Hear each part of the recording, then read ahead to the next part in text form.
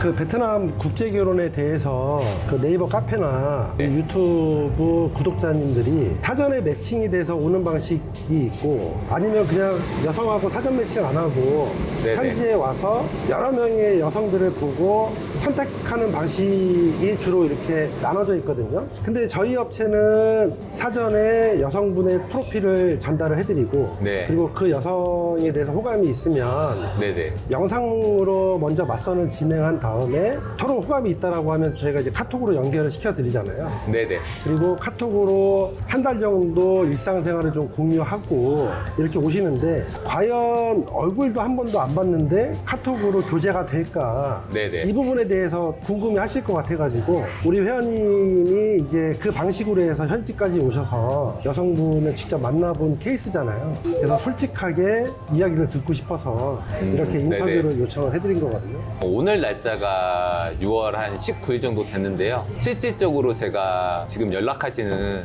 이제 먼 미래에 신부가 될 수 있는 분이기도 하죠. 근데 한 5월 초 정도에 이제 얼굴은 안 봤다고 하지만 영상으로 이제 얼굴을 인사를 드리고 이제 서로 괜찮다고 해서 이제 한 지가 벌써 이제 한 달이 조금 넘었습니다. 그래서 얼굴 뵌 지 이제 4, 5일 정도 됐고요. 오늘은 이제 마지막 날이고 내일 이제 넘어가는데 제가 뭐 그 전에 가졌던 감정들이나 이런 걸 좀 얘기를 하자면 저도 이제 처음이라서 일반적으로 얼굴을 안 보고 현지에 와서 매칭하는 시스템은 저도 잘 아마 모를 거예요. 그 대신 사전에 매칭을 해서 하는 거에 대해서 이제 나름대로 느낌을 좀 얘기 드리자면 상대방의 패턴? 아니면은 그 사람의 성향 이런 것들을 한 달 기간 동안에 그래도 이 사람은 어떤 사람이구나 잘은 알지 못하더라도 성실하게 일을 하고 있구나 이 사람은 뭐 사람을 관계하는 데 있어서 꾸준히 연락이 잘 되는구나 이렇게 할 수 있는 뭐 예측 가능한 어떤 단서 같은 것들이라고 해야 될까요?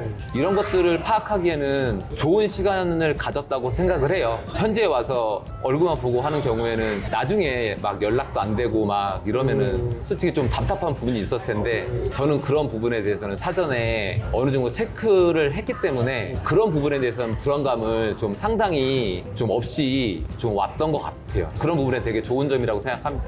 그러니까 저희 업체에서 카톡 교제를 약 한 달 정도 하시고 서로 네네. 성향이 맞고 일상생활도 좀 공유하면서 서로 성격이 맞아야 또 일부러 시간 내서 오시는 거잖아요. 네네. 그리고 또 오시더라도 비용을 또 써야 되는 부분이 부담으로 작용을 할 수도 있는데 서로 성향이 안 맞으면 여성분이 네, 거절할 수도 있는 거고 우리 회원님들이 거절을 할 수도 있는 거예요. 현지에 오기 전에. 아, 네, 맞아요. 그런 게 좀 장점이라고 생각을 하거든요. 네, 그건 부분은 충분히 장점일 것 같아요. 그래서 저도 물론 상대방 여자분한테 잘하지만 그 여자분도 나한테 얼마나 잘하는지에 따라서 그러니까 쉽게 말하면 서로 예스가 나와야지 쉽게 말하면 만날 수 있는 거라서 그 부분에 대해서는 충분히 장점이라고 생각합니다.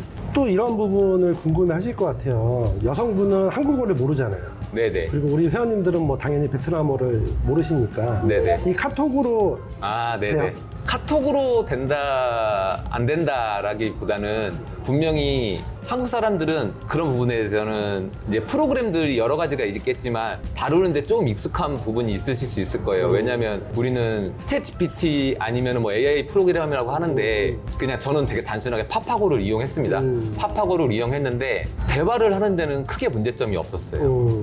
오해가 살 부분, 단어에 대해서는 좀 더 이제 신중하게 한 번 더 크로스를 해가지고 해보면 크게 뭐 문제가 된다. 그 대신 좀 시간은 좀 더 당연히 한국 사람들끼리 대화하는 것만큼의 속도는 아니지만 그래도 의미 전달이나 이런 게 대해서는 서로 간에 전혀 문제가 없었다.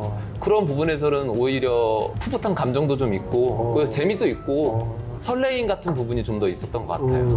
뭐 사진 같은 것도 서로 주고받고 일상생활에 있어서 그런 것도 좀 하셨나요? 꾸준히 서로 사진도 좀 많이 주고받았고요. 첫날 이제 영상으로 저희가 이 사람이 괜찮다? 연락을 계속 해보고 싶다라고 이제 해서 영상으로 만나서 이제 얼굴 보는 걸 그걸로 이제 대신하게 되는데 그걸 끝나고 이제 한 달간의 기간을 가질 때도 중간중간마다 카카오톡에 영상이 되다 보니까 뭐 별말은 하지 않아도 페이스톡으로 그냥 뭐 1분 동안 서로 얼굴 보고 뭐 인사 하이하고 신짜오 뭐 이렇게 하고 그것만 해도 솔직히 뭐 재밌는 부분은 좀 있더라고요. 그래서 말이 안 통하니까 별말은 하지 않았는데 1분 동안 그냥 서로 웃고 뭐 오늘 잘 지내 중간에 이런 것만 외워놨다가 그냥 그렇게만 해도 즐거운 시간이었던 것 같아요.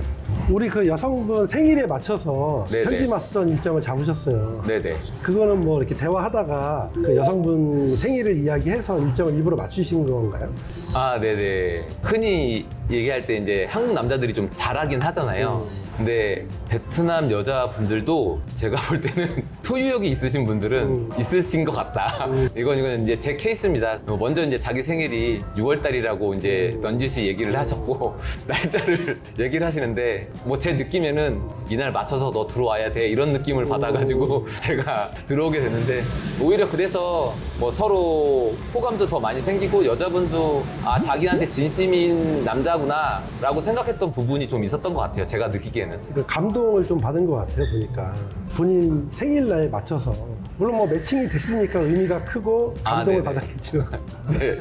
이렇게 영상 맞선하고 카톡으로 오셔가지고 네네. 실제로 이렇게 만나보니까 어떠셨어요? 첫날 맞선 볼 때?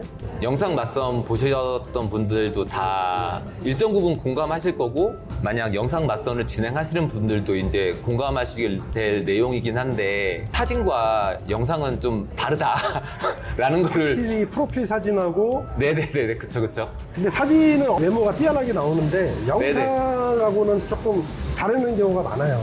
사실 또 영상 자체도 화질도 좀 떨어지다 보면 내가 맞아요. 생각했던 이미지랑은 좀 완전히 다를 수도 있거든요. 네네 그 부분이 이제 솔직히 이제 저희가 생각했을 때는도 어느 정도 문제점이 있다고는 생각이 드는데 제일 중요했던 부분은 뭐였냐면 저도 별반 다르지 않다. 제 프로필 사진과 영상이 별로 크게 다르지 않다. 그러니까 프로필 사진이 훨씬 저도 멋지게 나오더라.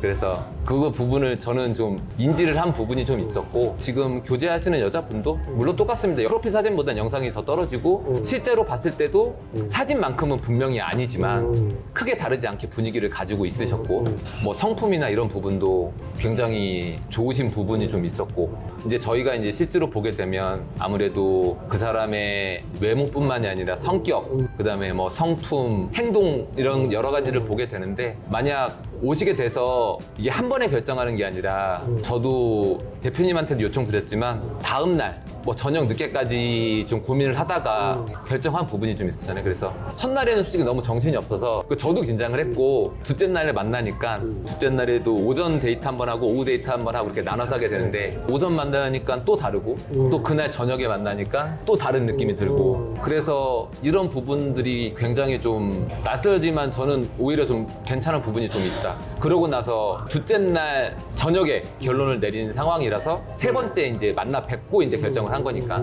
그런 부분이 되게 좀 합리적이라고 느꼈어요. 그냥 얼굴만 보고 바로 너 결정해 이런 부분은 아니어서 그리고 제가 막 강요도 안 하잖아요. 사실 막 결정하세요. 막 이렇게 안 하니까. 아니 강요라면은 제가 오히려 더 약간 좀 불안했겠죠. 그렇죠. 마음속 한편으로는 그런 생각도 좀 있었어요. 부모님까지 뵙고 결정했으면 더 좋았을 텐데 그런 부분은 좀 있었는데 그 부분이야 더 이제 뒤 가면 이제 개선될 거라고 생각이 들고 처음 만나서 첫인상의 결론을 내는 건 아니어서 그런 부분에 대해서는 굉장히 좀 좋았던 것 같아요.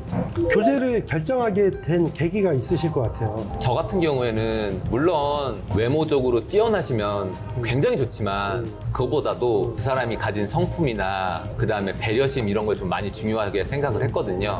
뭐 제가 어떤 사람과 오랜 기간 동안 함께 해야 된다라는 전제 조건을 놓고 봤을 때 성향이나 성품, 그 다음에 배려심 이런 부분이 나랑 좀 비슷하다라고 생각하면 점점 살다 보면 더 좋아지지 않을까? 라는 기준을 저는 좀 높게 봤었어요. 근데 이제 데이트를 한 번 하고 두 번 하고 세 번 하다 보니까 뭐 여성분도 아무래도 기본적인 게 저희랑 나이 차이가 많이 나잖아요. 대부분 10살 이상 나실 거예요. 그렇기 때문에 여자분들은 저희보다 더 조심스러울 수밖에 없겠다. 그리고 더 긴장되지 않았을까? 라는 좀 생각도 좀 많이 들었고 그 와중에도 저를 배려하는 행동이나 이런 것들을 보면 그런 것들이 좀 되게 좀 이뻐 보였어요. 그리고 말을 함에 있어서도 희생이라는 단어를 좀 많이 쓰더라고요. 그런 부분이 좀 어른스럽게 느껴져야 됐다라고 할까요? 누군가를 위해서 희생하기 쉽지 않은데 얘기라도 해주니까 그런 부분이 너무 좀 좋았던 것 같아요. 그리고 이제 교제를 결정하시고 처갓집을 방문했는데 부모님 직접 만나보고 또 집도 좀 보고 네네. 어쨌든 간에 처갓집을 가서 보면 우리 신부가 어떤 환경에서 살아왔구나라는 게 혹시 느껴지셨나요? 우선은 그런 부분을 저는 좀 되게 중요시하게 생각했던 것 같아요. 과연 나와 신부만 둘이 잘 살면 주변 사람들도 행복하게 우리를 바라봐 줄 것인가, 아니면 우리 둘이 잘 사는데 우리가 주변 사람들을 다 행복하게 만들어야 될 것인가, 이런 것들에 대해서 좀 많은 고민이 있었죠. 그러니까 대부분 한국 신랑분들이 그 부분에 대해서 많은 고민을 하실 것 같아요. 왜냐면 그쵸. 저도 그랬지만 하게 되면은 아무래도 처갓집에 좀 도움을 좀 많이 줘야 되지 않을까. 뭐 처갓집을 먹여 살려야 된다 뭐 그러니까 이런 얘기도 많고 하니까. 그러니까 실질적으로 일어나지 않았는데 이제 막연한 고민들을 많이 하게 됐잖아요. 저 같은 경우에는 막상 가보니까 그런 고민에 대한 부분은 다 없어졌다. 결혼해서 장인어른, 장모님 되실 분도 그냥 우리만 행복하고 하면은 우리의 행복을 되게 응원해 줄 분이구나. 저희가 너무 잘 살고 여력이 돼서 처갓집뿐만 아니라 우리 집도 도와주면 좋겠지만 꼭 그러지 않아도 그래도 잘 사는 거 보시고 되게 좋아하실 분들이라는 거를 좀 느껴서 그런 부분에 대해서는 마음의 부담감 이런 거는 이제 거의 없이 결정할 수 있게 됐습니다. 의사소통은 안 되더라도 좀 네네. 느끼는 게 있었죠. 장인어른, 장모님 딱 봤을 때 장인어른은 좀 어떠신 분 같아요? 장인어른은 오히려 장난도 많으시고 오히려 활동적이시고요. 장모님이 오히려 저를 유심하게 이렇게 가만히 보이면서 저를 이렇게 그러신 것 같더라고요. 근데 다 되게 좋으신 분 같았어요. 어떻게 한 번 보고 믿으시겠어요? 맞아요. 그러진 않으시겠지만 장인어른, 장모님이 저에게 했던 말 중에 가장 기억에 남는 부분은 너네 둘이 사랑하지 않는다면 꼭 결혼하지 않아도 된다. 둘이 사랑하면 결혼해라. 그러고 행복하게 살아야 된다.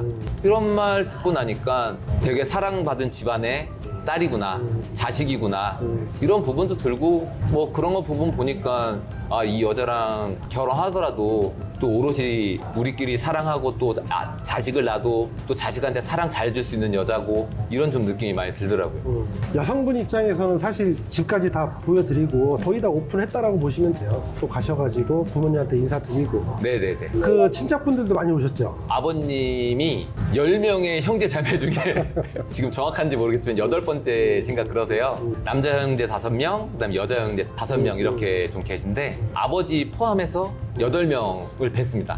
애들까지 와가지고 벌써 한 20명 정도 이렇게 이제 인사드리고 왔는데 제가 볼 때는 집안 자체가 굉장히 좀 유쾌하고 좀 활발한 집안인 것 같아요. 애들도 잘 웃고 큰아버지, 큰어머니 그리고 뭐 고모님들 잘 웃으시고 반갑다고 해주시고 기분은 되게 좋더라고요.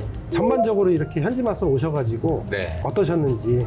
4박 5일 일정으로 왔는데 너무 빨리 지나서 정신이 좀 없는 부분이 좀 있었어요. 다음에 오면 더 잘하겠지만 그래도 와서 최선을 다하게끔 도와주신 뭐 회사나 통역사분 그리고 운전을 해주신 기사님한테도 너무 좀 감사를 드리고 결국은 둘이 잘 되기 위해서 많은 사람들이 지금 도와주는 시스템이라 이런 부분은 굉장히 좋았던 것 같고 사전 매칭이던 현지에서 만나던 다 나름대로의 장단점은 있을 거라고 생각을 해요. 근데 제가 이제 국제 결혼을 진행한 입장에서 원하는 건 조금이나마 좀 불안감을 없애고 확신한 단계로 시스템적으로 좀 검증된 거를 원한다고 하면 제가 볼 때는 사전에 만나서 연락을 좀 해보시고 성격도 좀 맞고 집안도 대략적으로 형제 자매 관계도 좀 보시고 이런 것들도 전반적으로 하셔서 최대한 발생할 수 있는 실수에 대해서 그 폭을 좀 많이 줄여놓고 하시면 제 개인적인 생각으로는 훨씬 좋은 결과 그리고 좋은 분들을 만나실 수 있을 거라고 생각이 들어요. 오늘 오후 데이트 네네. 잘 하시고 내일 이제 한국 돌아가셔서 네네. 여성분과 또 교제도 좀 잘 하시고 네네. 인터뷰 너무 감사하고 아닙니다. 저 많이 도와주셔서 감사드리고 도움을 받을 일이 아직도 많이 남아서 계속 인사드리겠습니다. 네 감사합니다. 감사합니다.